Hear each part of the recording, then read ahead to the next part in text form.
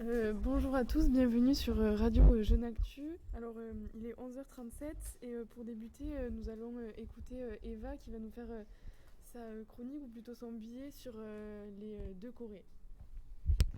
Bonjour, donc comme vient de le dire Lise, je vais parler des deux Corées. Donc la frontière entre les deux Corées, elle est appelée frontière barrière et elle est née de la guerre froide. En effet, c'est durant cette époque, donc de 1947 à 1989, les deux superpuissances rivales de l'époque qui étaient les États-Unis et les Soviétiques se séparaient ce territoire, donc avec les Soviétiques au nord et les États-Unis au sud. Donc depuis 1948, cette frontière est la limite de deux États rivaux. On l'appelle le 38e parallèle.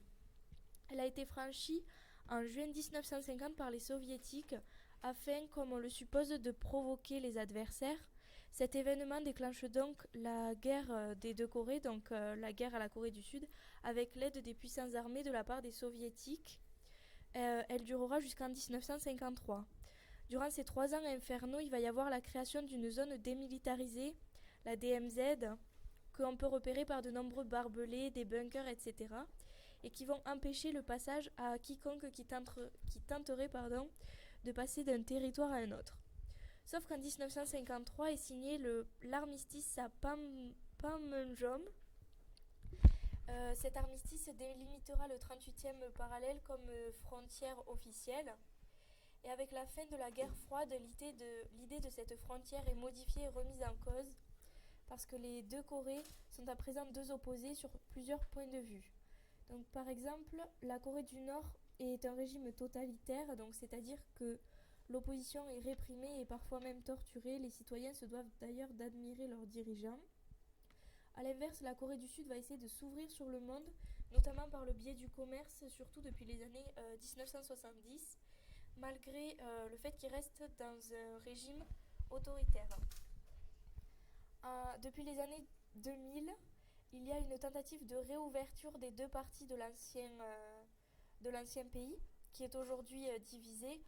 Ça pose la question donc d'un accord de paix, sachant que la guerre entre les deux Corées, n'a pas eu de fin officielle.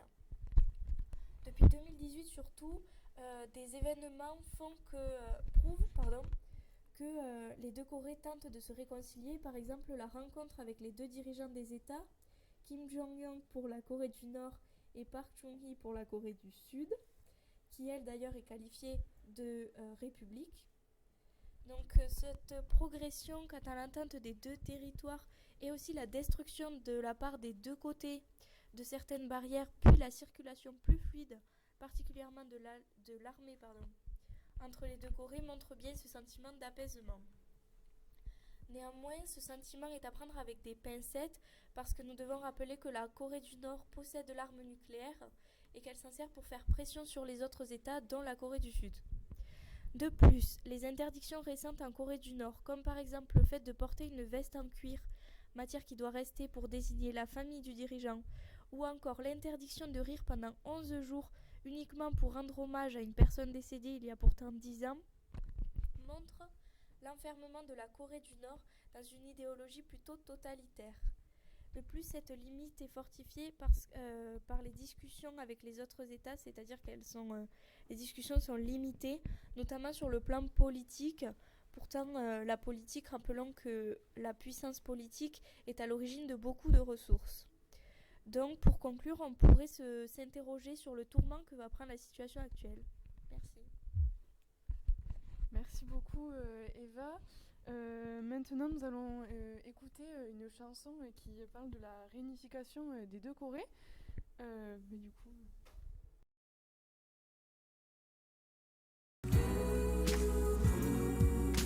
시간 속 이야기를 내 맘속에 기억해 그 기억을 이 노래에 남기려 해 너, 나, 우리 그땐 몰랐지 잊고 살았어 가슴 뛰게 해주던 그대여 지금 나를 이렇게 웃음 지으며 편히 숨쉬게 해준 그대여 아 오늘 우리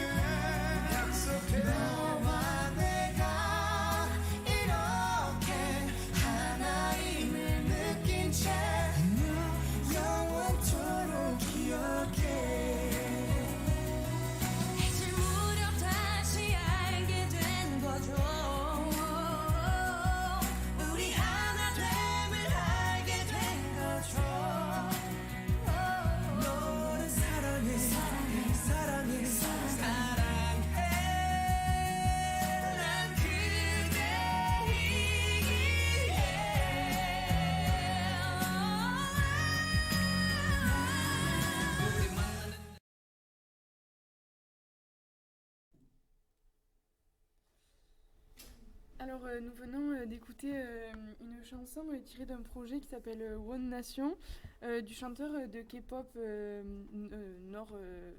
sud-coréen, Lee Seung-chul, et qui fait partie aussi d'un chœur formé par des réfugiés nord-coréens. La première fois qu'ils ont chanté ensemble, du coup, pour la réunification des deux Corées, c'était le 15 août. C'est une date symbolique puisqu'elle célèbre la déclaration d'indépendance de la Corée en 1945, après la réédition du Japon. Donc voilà, c'était Radio Jeune Actu, il est 11h44 et bonne journée.